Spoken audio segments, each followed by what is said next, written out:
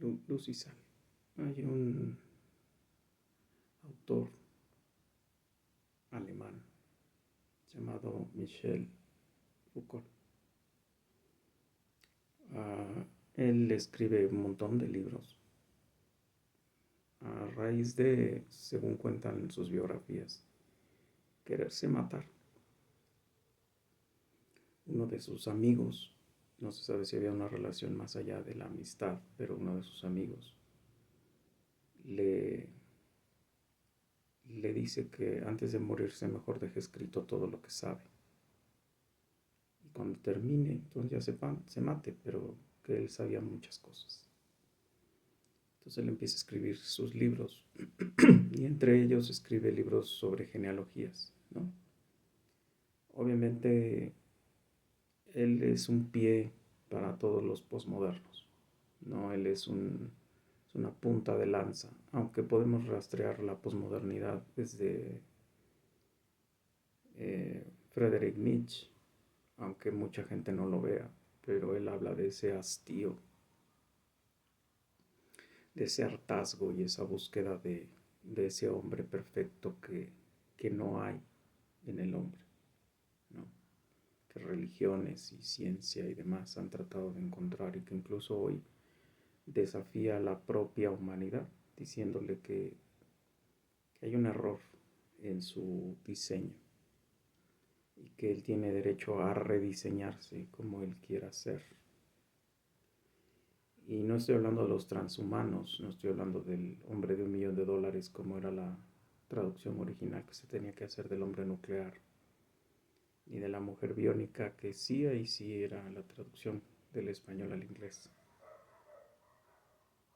No, estoy hablando de la ideología de género.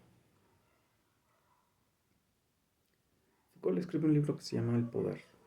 Y este video no lo quiero hacer corto, y sí, o sea, quiero ser muy breve cuando explico cosas, pero me molesta dejar lagunas en las explicaciones.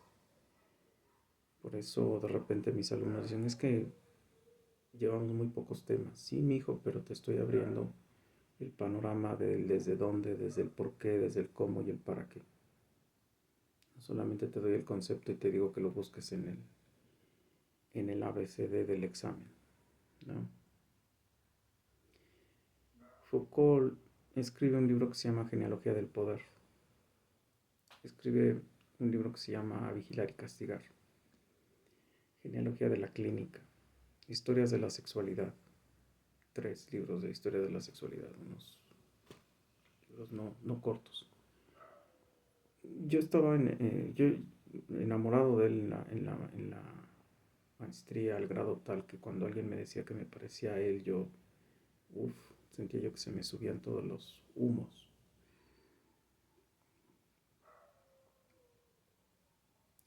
Y recuerdo que él hablaba del poder de quien ejerce el poder y de quien tiene el poder. Incluso eh, cuestiona de dónde viene el poder y demás, ¿no? Por eso es la genealogía del poder.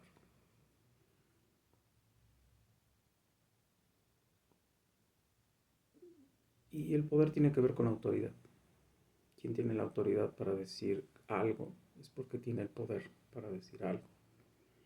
Y el ejercicio de la autoridad es en base a preceptos o leyes. Y esas leyes te dan garantías, pero también te dan responsabilidades y castigos cuando omites su cumplimiento, ¿no? Tú quieres vivir bien, revisa las leyes y vive como dicen las leyes, ¿no? Tú quieres vivir mal, di algo en contra de la ley y vas a tener problemas, ¿no? Ahorita es so pena de pérdida de trabajo y demás, como lo estoy viviendo yo. Decirle a alguien que pintarse de mujer cuando eres hombre es malo, que una mujer debe vestir de forma decente y decorosa es malo, eh, entre otras cosas, porque hay leyes que hoy están amparando que un niño, una niña, un jovencito, una jovencita vistan, hagan lo que quieran. Hoy la autoridad está en ellos, está centrada en ellos.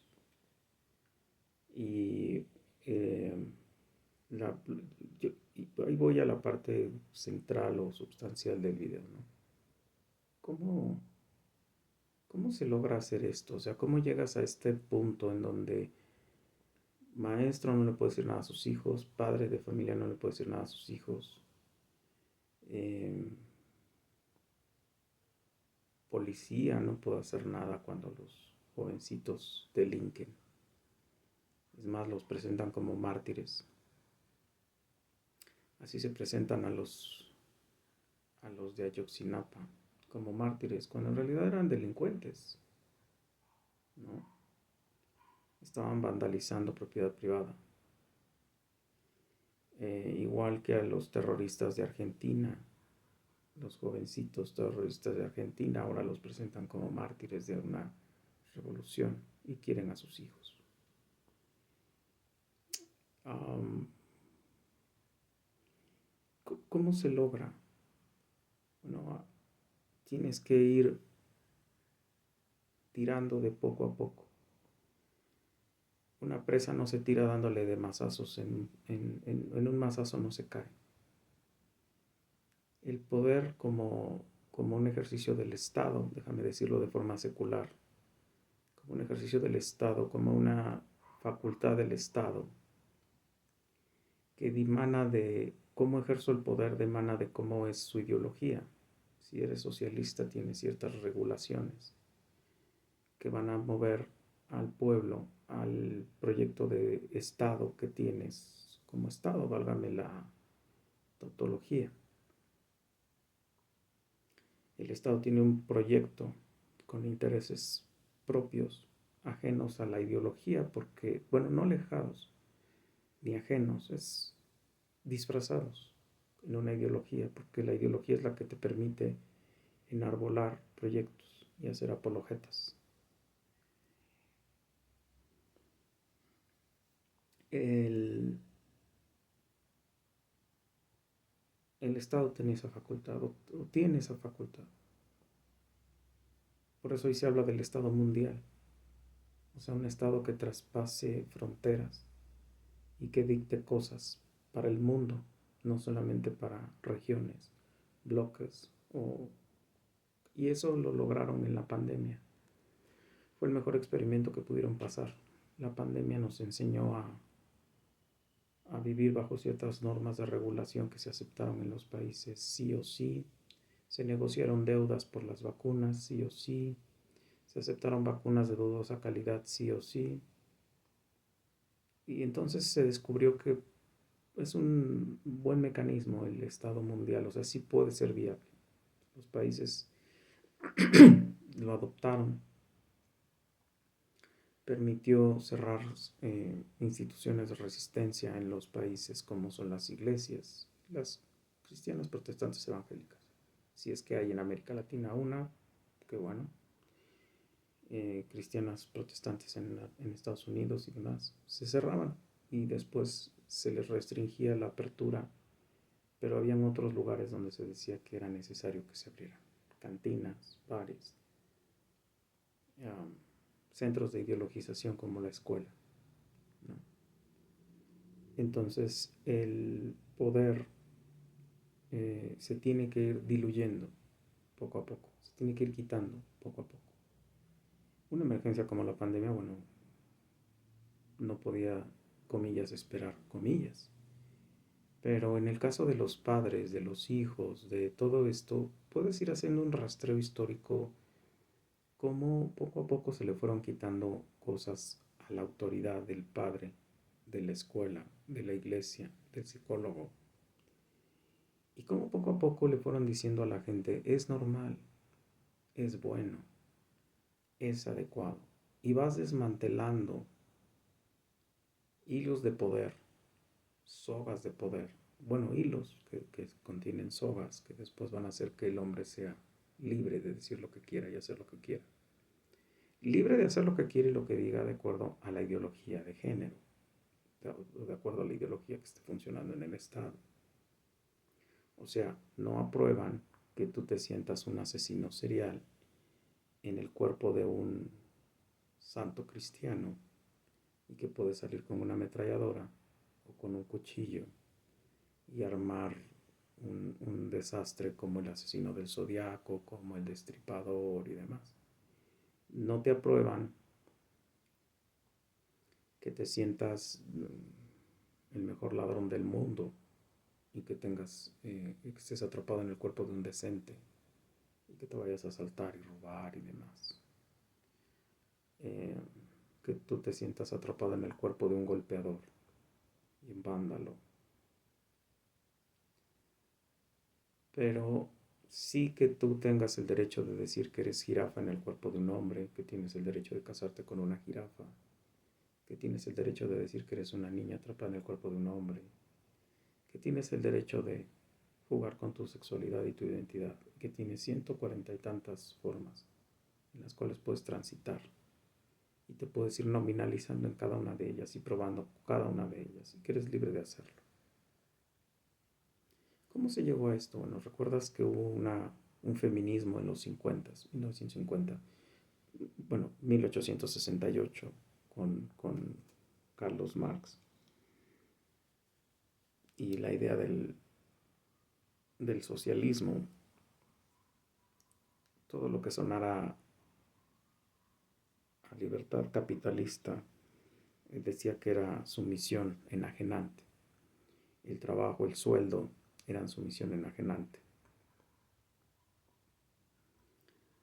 Marx decía que había que abolir a la familia como institución y que había que crear una institución que regulara la formación de los ciudadanos más allá de la familia, porque la familia venía enajenada del modelo capitalista. Acuérdate que para el socialismo había que hacer una revolución. Revolución no es otra cosa que tirar lo viejo y ponerlo nuevo, o tirar lo diferente, poner lo que tú dices que es bueno. Di- mm, Perdón. Había que tirar a la familia, había que tirar a Dios, había que tirar a la psicología capitalista, había que tirar todo eso, todo lo que significara. El sueldo era una humillación, no tenía valor. El trabajo no era valorable, según la perspectiva socialista en el capitalismo. El trabajo era, según el socialismo, la forma en la cual se transformaba la naturaleza para el beneficio del hombre y que en los hechos materiales se podían observar estos cambios a través del trabajo para la mejora del ser humano. No dejaron de interpretar el mundo y la historia como evolucionistas, pero no le llamaron evolucionismo, le llamaron estadio. Y aunque no quisieron aceptarlo, ellos también creyeron en el chango que bajó del árbol. El chango que bajó del árbol y se volvió hombre es utilísimo para cualquier ideología, porque nos animaliza, nos resta, eh, nos resta derechos, nos resta valor, nos resta importancia, nos resta a nosotros mismos, entre nosotros mismos y frente a la naturaleza. Por eso puedes ver gente que quiere abortar a todos los bebés que vengan en camino, pero quiere salvar el bosque, quiere salvar a las abejas, quiere salvar a las ranas, quiere salvar a los delfines, quiere sacar a Willy del acuario después de esa película. ¿Cómo se logra? Bueno, primero el socialismo plantea esto. Se dan las disputas civiles en Europa entre partidos políticos y entre facciones que trajeron no solo pleitos en el Senado, o sea, pleitos que dejaron a media Europa en los 1900 sin hijos y todavía no empezaba la Primera y la Segunda Guerra Mundial, ¿no? Perdón, sin padres.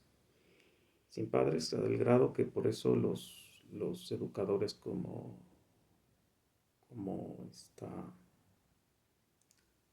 Makarenko, como Montessori, como de Crolis y demás, funcionaron porque había que preparar niños sin padres para el trabajo asalariado, ¿no? Montessori reduce la que preparaba niños a trabajar temprano, enseñándoles a clasificar, estivar, acomodar y colocar. No tiene más el modelo Montessori. El modelo Makarenko pues, era aprender a vivir en comunas, como era el socialismo planteado y concebido en el leninismo. Puedes leerte libritos como la Comuna Gorky York, ¿no? Eh,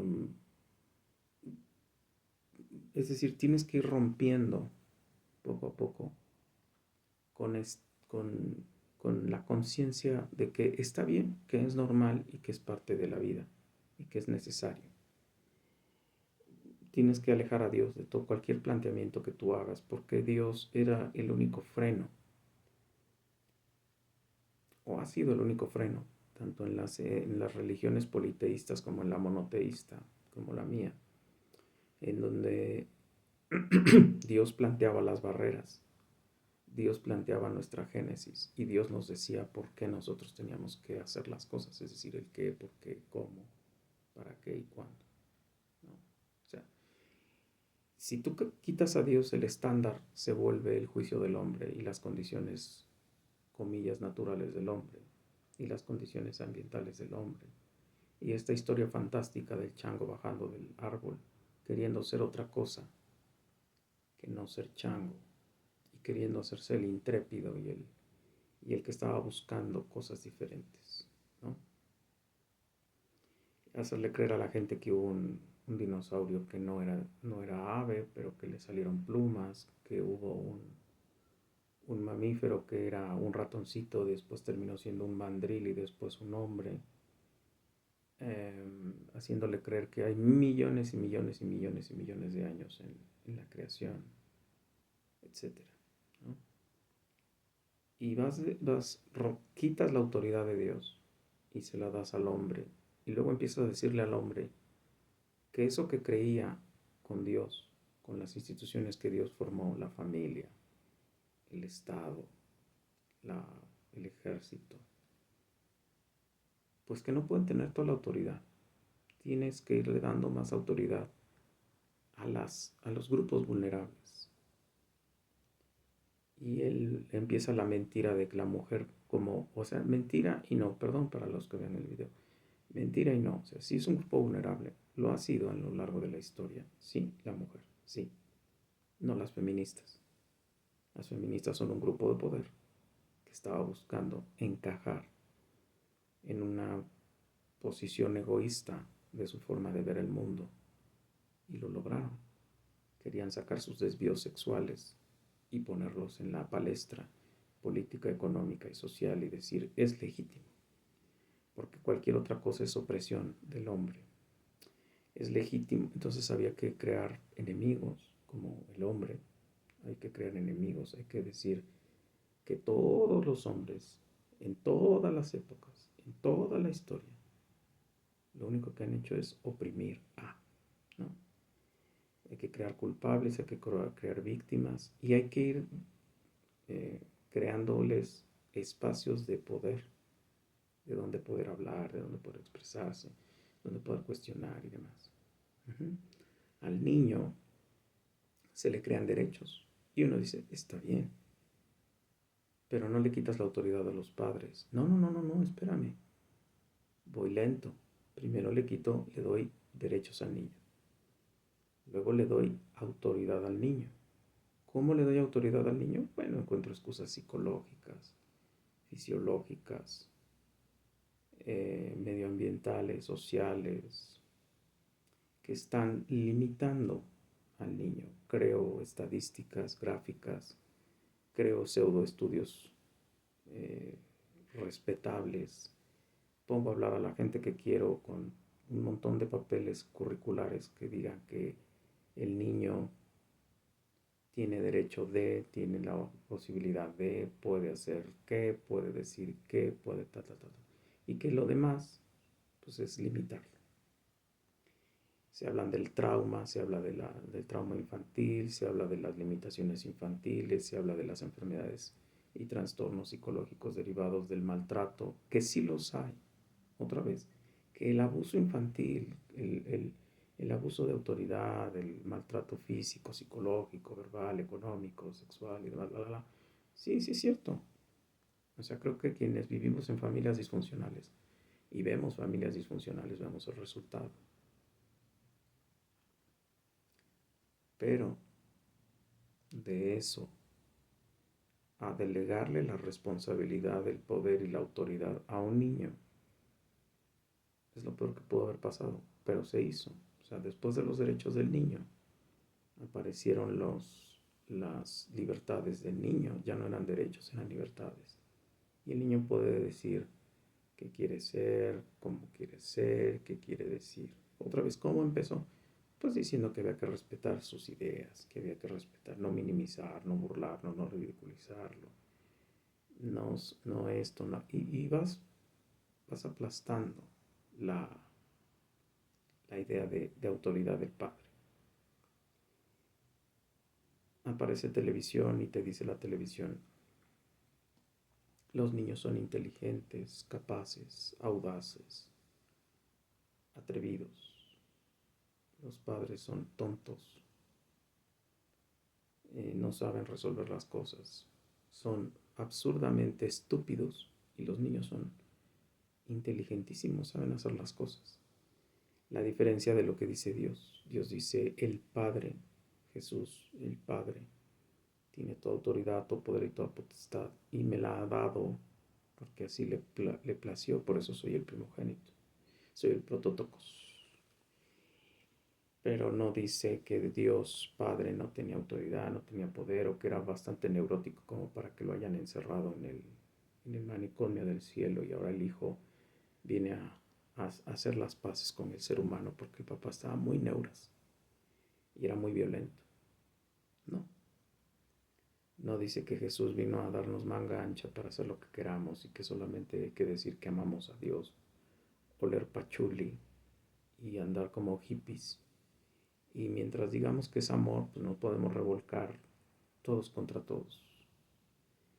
No, Jesús siempre dijo que la autoridad está en el Padre. Que todo poder, potestad, dominio, control y demás era del Padre. Que solamente porque el Padre se lo había dado a su Hijo era que Él lo tenía. Y el poder del Hijo era en base al Padre. Y Él no hacía las cosas que no hiciera su Padre. Y ese era el modelo social que teníamos. O sea, el protestantismo le deja al mundo que el Padre es el que tiene la autoridad, pero que el Padre tiene que estar preparado para esa autoridad.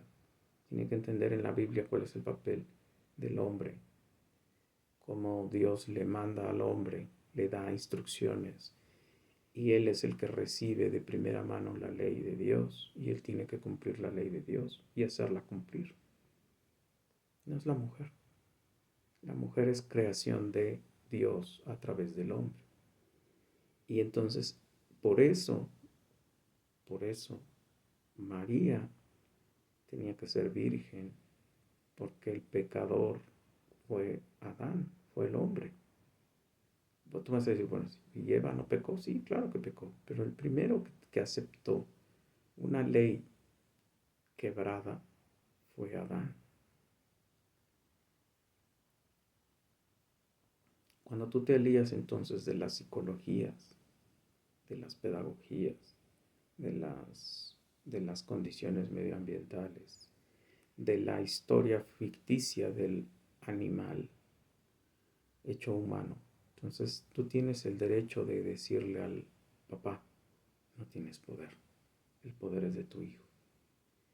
Y entonces el Estado puede empezar a sacar las cosas que él quiere en realidad hacer. ¿Qué quiere hacer? Quiere bajar tasas poblacionales. Punto. Le salió al revés porque las tasas poblacionales que están descendiendo es de sus propios países. Es decir, China, con sus leyes del aborto, es vieja. Japón es viejo. No sé cómo sean sus modelos de control de natalidad, por eso no voy a decir nada de Japón, pero de China pues quedó claro en los Olímpicos, para los que no lo sabían, ¿no? Es un país socialista. El, Países Bajos, etcétera, etcétera. O sea, los países que hoy están regalando dinero porque te cases y tengas hijos. Eran los que antes te penaban y te encarcelaban por tener hijos. ¿Quiénes son los que se siguen reproduciendo como conejos? Los países de abajo del Ecuador. Es decir, todo el famoso tercer mundo y los países sin esperanza son los que se siguen reproduciendo, donde las tasas de natalidad, pese a todos estos modelos, no han cambiado. ¿Cómo se obliga entonces a que cambien? Bueno, pues hay que meterlos como políticas del Estado de ya. ¿Cómo obligó a un país, por ejemplo México, que se supone que es judío cristiano? Y así nos ven, así nos ven así nos ven algunos románticos, evangélicos. Dicen que somos un país cristiano. Bueno, ¿cómo logro que un país cristiano crea en todo lo que yo estoy pidiendo? Pues sencillo. Primero obligo al país a que si quieres dinero, tienes que meter mis proyectos. 2, creo estrategias de mercado donde vendo al noble rico, al humanista rico que viene a salvar a México de la pobreza, como la teoría del cómo leer al pato Donald. Y ellos vienen con toda la ideología de género. Le digo a la mujer que es un derecho de salud reproductiva y de vida matar a sus bebés. Le digo a la familia que es lo mejor, tener pocos hijos para darles mucho. Les digo a los hombres que ya no les voy a poner condones ni les voy a decir que se hagan la vasectomía. Mejor les digo que sus testículos se los pueden quitar. Y entonces les digo que son hombres, mujeres atrapadas en el cuerpo de un hombre. A las mujeres les digo que no tienen por qué ejercer su maternidad. Les digo que pueden ser unos machos. Se pueden cortar las glándulas mamarias. Se pueden inyectar hormonas. Los retardadores de la pubertad que ya los están prohibiendo en los países de primer mundo. Los estragos sociales que están trayendo los retardadores. Enarbolo figuras de prostitutas que las vuelvo hologramas y las pongo en una calle para que ayudes a buscar a sus asesinos. O sea, no pones la foto de un cristiano martirizado y que no saben quién lo mató en Sudán. No. Pones en Países Bajos a una prostituta como un holograma pidiéndote ayuda. Enarbolas prácticas sexuales inadecuadas. Santificas lo no santificable otra vez. Haces al delincuente mártir. ¿Tenían derecho de matarla? No. ¿Tenían derecho de hacerle lo que le hicieron? No. Pero otra vez, no. ¿Por qué no pones a gente cristiana en un holograma buscando a sus asesinos? ¿Por qué no pones a cristianos que estamos enseñando en las escuelas que a nuestros hijos los están ideologizando y nos están corriendo de los trabajos y no tenemos trabajo y cada que llegamos a un empleo prácticamente estamos sabiendo que vamos a abrir la boca y nos van a correr? Entonces tienes que ir diluyendo a la institución y tienes que ir cambiando la cosmovisión de la mente, pero poco a poco. ¿Desde dónde viene esa desobediencia a la autoridad y al poder investido en Dios? Y otra vez, si el estándar no es Dios, entonces no hay estándar. Hay preferencias, hay circunstancias, hay atenuantes. El estándar tiene que ser Dios. Dios no tiene antecedentes, ni atenuantes, ni nada de eso. Dios no dice, si vienes de padres golpeadores, deshonra a tu padre y a tu madre. Si vienes de padres violadores, golpeadores y demás, deshonra entonces a tus padres, mátalos. No, tienes derecho a volverte loco. Yo cometí errores genéticos y tú eres una mujer atrapada en el cuerpo de un hombre. No, Dios dice, yo hice, yo formé, yo castigo, yo pido en mis mandamientos. Si no lo haces, vas a pagar con el castigo. Lo conozcas o no, lo entiendas o no, te lo diga tu conciencia o no, te calles la conciencia con droga, alcohol, sexo y demás, o no, te voy a castigar. Y en la historia de la Biblia vemos esas esos desafíos. Desgraciadamente los protagonistas son mujeres que desafiaron la autoridad de Dios. Desde el principio, desde Génesis. Pero otra vez, el que tenía por ser creado por Dios, no a través de, por Dios mismo, es el hombre. Y el hombre es el que tiene que ver, vigilar que las leyes se respeten. Las leyes de Dios, no las leyes de los hombres. Escucha lo que le va a decir Dios a Adán después de formarlo y ponerlo en el jardín del Edén. Capítulo 2, versículo 16. Y le mandó Jehová Dios al hombre diciendo: de todo árbol del huerto podrás comer. Punto y coma. 17. Mas del árbol de la ciencia, del bien y del mal, no comerás. Porque el día que de él comiereis, ciertamente morirás.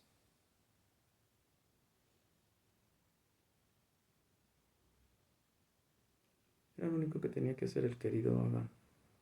Oír eso, hacerlo pedagógicamente apto, que era decírselo a su mujercita, y a su mujercita decirle: esto es lo que dijo Dios, no seas otra cosa, punto. ¿Por qué? Porque yo soy la autoridad de Dios puesta en la tierra. Se acabó. No te estaba pidiendo nada malo, no te estaba pidiendo que lavaras los trastes, no te estaba pidiendo que te fueras a acostar con su compadre, no te estaba pidiendo que drogaras a tus hijos para poder tener sexo con ellos, no te estaba pidiendo que salieras a la calle a traer mujeres para podérselas fornicar él y matarlas y después tirarlas en un baldío. No te está pidiendo nada malo, te está pidiendo no porque tú no puedes manejarlo, porque no eres Dios, tú no puedes manejar el bien y el mal. Y lo voy a poner ahí como una prueba de tu amor, tu respeto, tu temor a mí. No te lo vas a comer.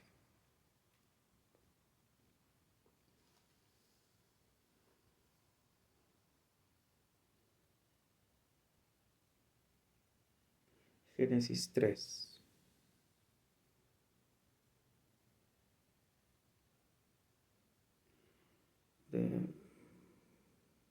Del 1 al 7.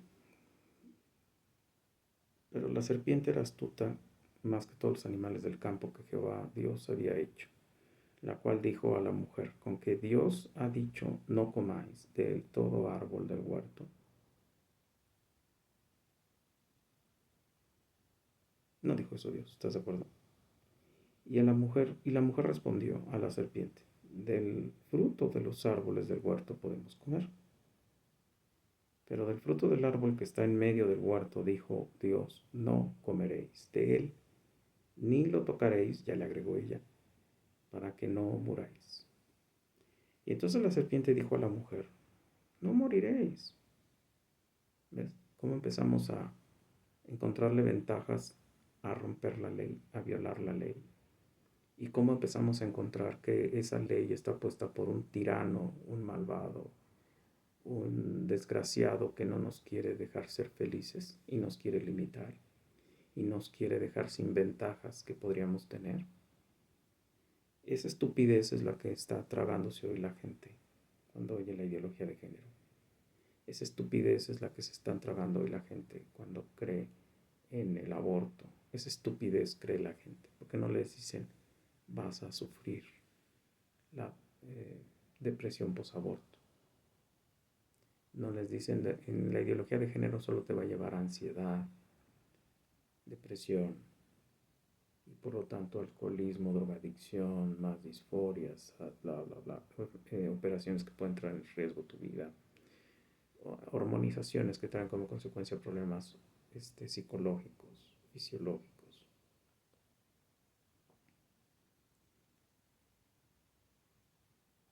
No moriréis.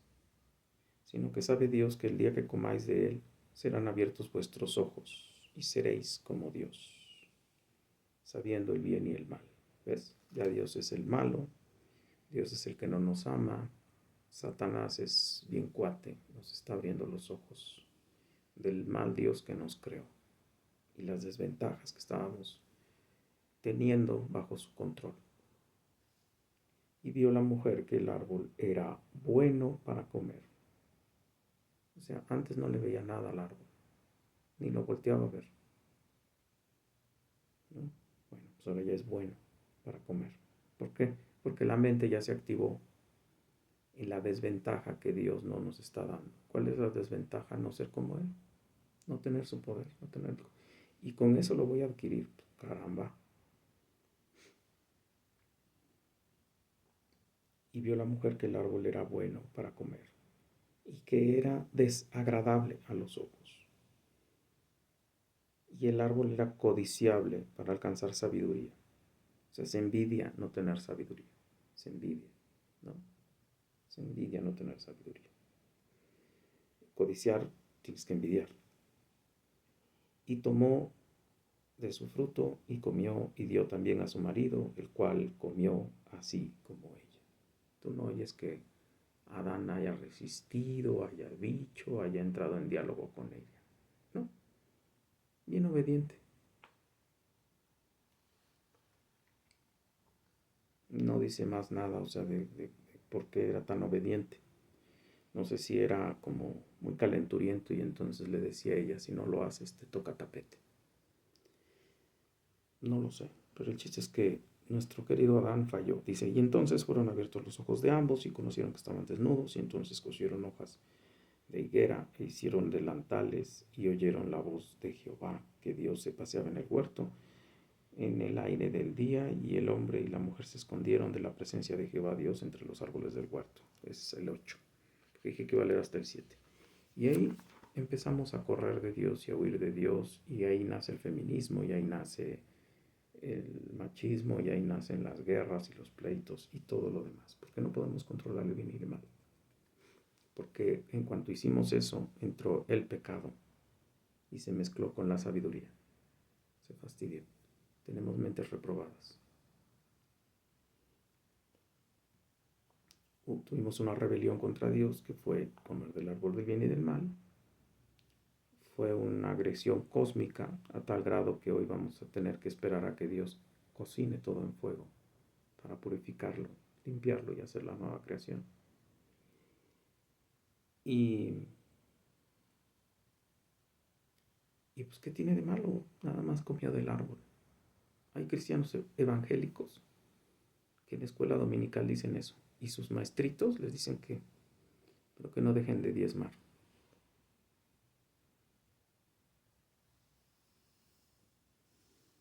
Capítulo 15. Génesis. Después de estas cosas, ojo, Abraham, oía la voz de Dios. Era su amigo. Abraham, igual que Adán, oía la voz de Dios. No es como ahora te dicen algunos predicadores de YouTube, no sé si en tu iglesia digan lo mismo. Es que Dios te quiere hablar y Dios te habla y tú no lo quieres oír y no te esperas a que Él te hable y bla, bla. Concreto, ¿quieres oír la voz de Dios? Lee tu Biblia en voz alta. ¿Quieres entender la voz de Dios? Lee tu Biblia, entiéndela, vuélvela a leer, vuélvela a leer, vuélvela a leer.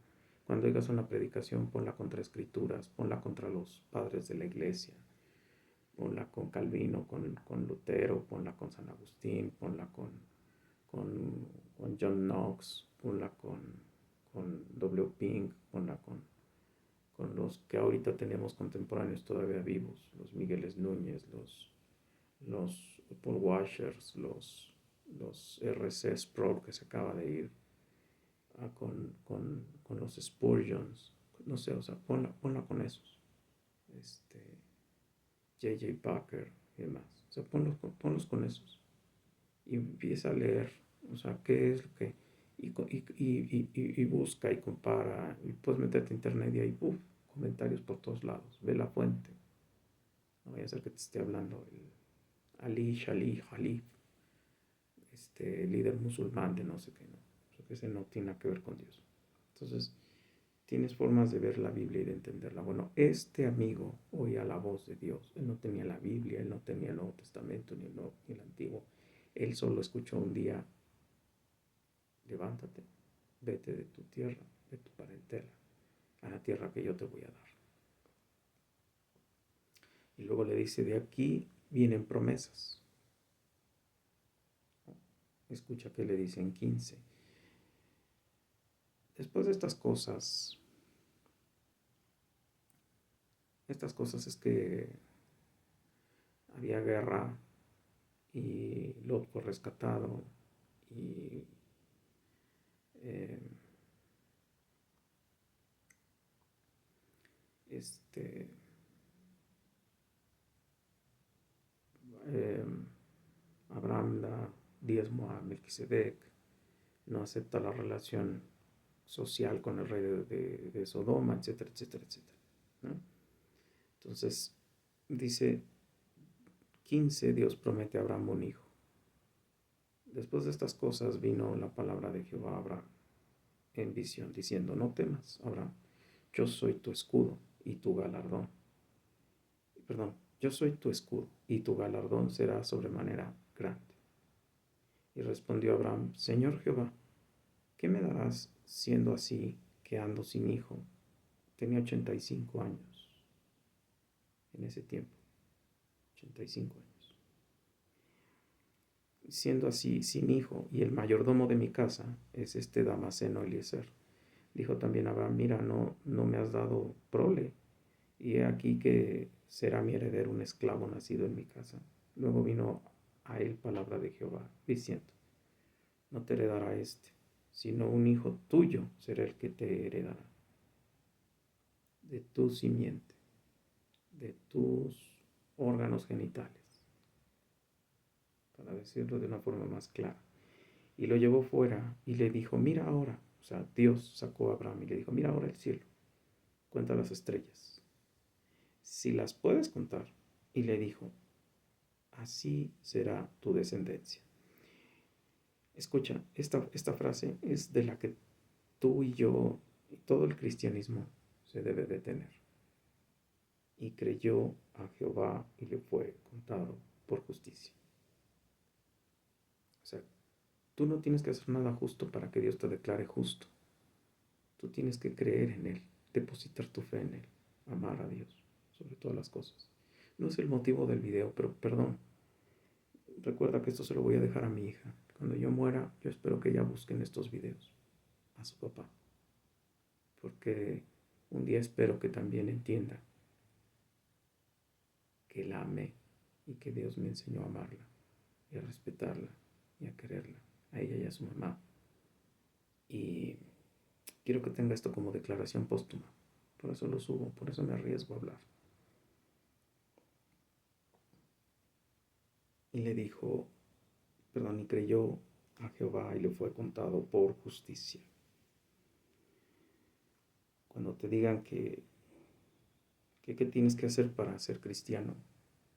Creer en Jesús, que es el Hijo de Dios viviente, que vino, vivió la vida justa y murió la muerte justa.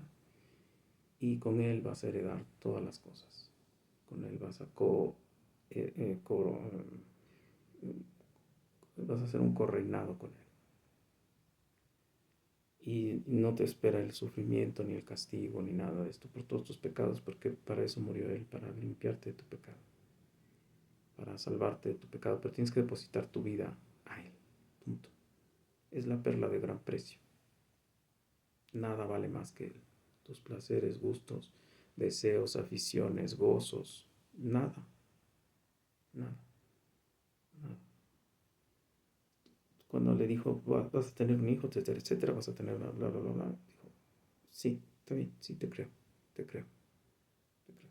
Jehová es al único que llama amigo. Jesús llama amigos a sus apóstoles, pero el único que Jehová, Dios Padre, llama amigo es Abraham. Esta frase, de verdad, cuando la encuentres en tu Biblia, márcala, guárdala, y póntela así como posti en tu cabezota, porque es lo único que tienes que hacer. No tienes que gritar, no tienes que cantar, no tienes que pararte al frente. En esto que llaman ahora altar, que es el púlpito, no es ningún altar. Ahí no se ofrece nada, ni se ofrece a nadie, ni hay nada santísimo, aunque sí hay cosas santas que estamos dejándole a Dios, que es nuestra adoración a Dios, pero no es el lugar en donde se vienen a hacer sacrificios ni nada de este rollo. Pues eso no es altar, es un púlpito. Es donde un tipo se sube y si Dios le da la gracia y el perdón, te habla de sana doctrina. Si no, tienes lo que tengo yo aquí alrededor de Catepec. Gente haciendo iglesias con pastoras y diciendo lo que les da la gana y robándole a la gente su salvación. Y le dijo, yo soy, Dios le dice, y le dijo, yo soy Jehová, que te saqué de Ur de los Caldeos, para darte heredad, para darte a heredar esta tierra. Y le respondió, Señor Jehová, ¿en qué conoceré que la he de heredar? Y él le dijo, tráeme una becerra de 3 años, y una cabra de 3 años, y un carnero de 3 años, y una tórtola, y también un palomino. Todas las formas en las cuales Dios después va a dar en la ley el cómo se van a hacer los sacrificios por la paz, los sacrificios por el pecado, los sacrificios por... Pero aquí era para jurar. Dice, y tomó él todo esto y lo partió por la mitad y puso cada mitad enfrente una a la otra, así se hacían los pactos antes. Y, perdón, uno más no partió las aves. Y descendían las aves de rapiña sobre los cuerpos muertos y Abraham las ahuyentaba. Mas a la caída del sol le sobrecogió un sueño a Abraham y aquí un temor de una grande oscuridad cayó sobre él. Entonces Jehová dijo a Abraham, ten por cierto que tu descendencia morará en tierra ajena y será esclava. O sea, ahí está porque el temor. Allí será esclava, allí y será oprimida y 400 años. Mas también a la nación a la cual servirán juzgaré yo después de esto y saldrán con gran riqueza. Y tú vendrás a tus padres en paz y serás sepultado en buena vejez. Y en la 4ª generación volverán acá, porque aún no ha llegado al colmo la maldad del amorreo hasta aquí. O sea, donde él está, posteriormente van a vivir en la tierra que fluye leche y miel, los judíos. Y sucedió que, puesto el sol ya oscurecido, se veía un horno humeando y una antorcha de fuego que pasaba por entre los animales divididos. En aquel día hizo Jehová un pacto con Abraham, diciendo, a tu descendencia daré esta tierra, desde el río de Egipto hasta el río grande, el río Éufrates, la tierra de los eneos, los eneseos, los cadmeos, los eteos, los fereceos, los refaitas, los amorreos, los cananeos, los los gergeseos y los jebuseos. O sea, hay juramento, hay pacto. Dios jura por sí mismo, pues no tenía por qué más jurar. Jura por sí mismo Dios, la Trinidad. Y que hace nuestra querida Sarai, en este momento era Sarai, no era Sara, la esposa de Abraham.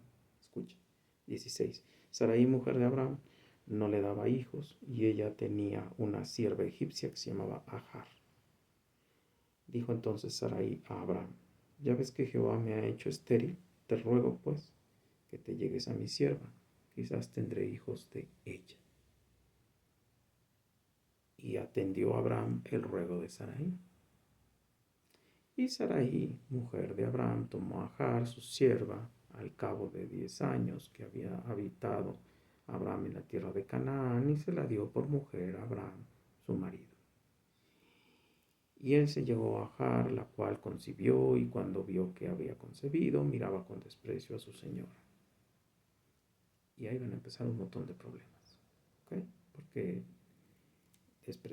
en ese tiempo sí se respetaba la maternidad y era motivo de orgullo y no de vergüenza, y no era de esconderse, y no era de decir que eres una fracasada, no ibas a hacer tus sueños, no ibas a ser una profesionista, ¿no? O sea, era un motivo de orgullo. Y se van a dar problemas y demás. Otra vez, ¿Quién le ofreció la manzana? ¿Quién la comió? ¿Quién no repeló? ¿Quién desafió a Dios? ¿Quién había oído de Dios? Yo te daré una nación, la. ¿Quién? ¿Y quién tenía la responsabilidad de decirle a su mujer, espérate, Dios prometió, yo le creí, me fue contado por justicia, yo soy amigo de Dios? Pero pues nos ofrecen algo que además, no sé cómo estaría la tipa, pero seguramente no despreciable, porque él no dijo nada, él se la tragó. Tuvo un hijo, van a ser Ismael, va a haber un show ahí con los ismaelitas. Va a ser una tierra que le va a hacer la vida imposible a los judíos. Y hay por ahí otros ejemplos, como con el hijo Jacob, que también se acuesta con la sierva de Rebeca, y lo mismo, problemas. Eh, no desafíe, no, o sea, el video era como, ¿cómo es que le quito el poder a alguien? Bueno, puedes hacerlo de manera drástica. Si eres la mujer adecuada, chantajeas a tu hombre y lo convences. Pero si no, lo haces como lo hace el gobierno y lo hace el poder, y lo han hecho a lo largo de la historia. Poco a poco vas rompiendo con la normalidad, o sea, la norma, y empiezas a crear nuevas alternativas que suenen agradables a la vista, a los ojos, a la vanagloria del mundo, a los deseos de la carne, y haces eso. Y empiezas a convencer al otro de las desventajas en las que ese grupo y esas personas se encuentran, y empiezas a restarle nocividad, patología, maldad a lo que se está haciendo en esa situación. Así vas logrando que la gente vaya normalizando lo anormal. Y hoy tengas gente diciendo que si produces videos, caricaturas y demás, en situaciones deleznables sexuales, no es que estés incitando a la gente a que tenga sexo con niños o animales y demás. Simplemente es una expresión artística, pero no son personas haciendo las cosas. Para eso se va a usar ahora la inteligencia artificial.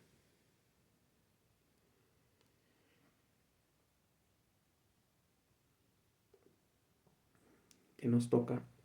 Pues a los que somos cristianos, leer otra vez la Biblia. Y leer en la Biblia la verdad, no leer lo que queremos leer.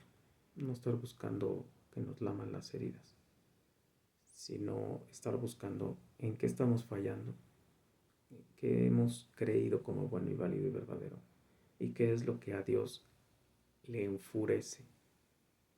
Y es un daño cósmico, porque esa fruta dañó el cosmos, dañó el universo. Nos llevamos entre los pies, como hacemos cuando pecamos. Nos llevamos entre los pies a los pobres animales, a la naturaleza, a la creación de Dios. Y vivimos huyendo de Dios, vivimos huyendo de Dios.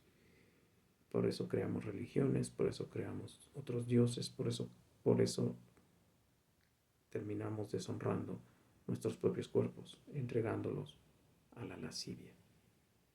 Por eso vas a ver gente que te va a decir, hay estas leyes, y él mismo las va a estar rompiendo. Vas a ver gente que te va a decir, es que esto no lo hagan, y él mismo los va a estar rompiendo. Vas a ver gente que vive hoy enferma de miedo de que les hagan algo, porque no tienen a Dios como su Dios. Está en peligro el alma de tus hijos. En las escuelas lo más que digo es que está en peligro tu integridad física, fisiológica, psicológica. En este video puedo decir, está en juego tu alma. Vas directo al infierno. Y en donde está, dice Jesús, lo dice Jesús, en donde está el lloro y el crujir de dientes, donde el gusano nunca muere, donde va a terminar la muerte y el Hades, donde va a terminar Satanás, donde puede terminar mi hija en el camino apresurado que lleva hoy al infierno. Luz y sal.